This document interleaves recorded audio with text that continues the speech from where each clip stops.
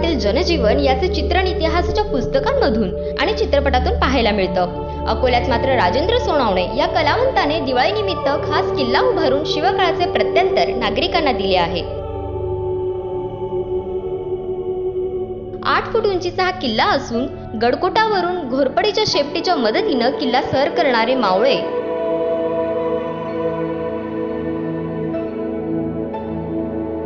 तसेच हत्ती, घोडे, पशुपक्षी, बैलगाडीतून जात असलेले जोडपे अशा अनेक प्रतिकृतींनी हा किल्ला सजवला आहे।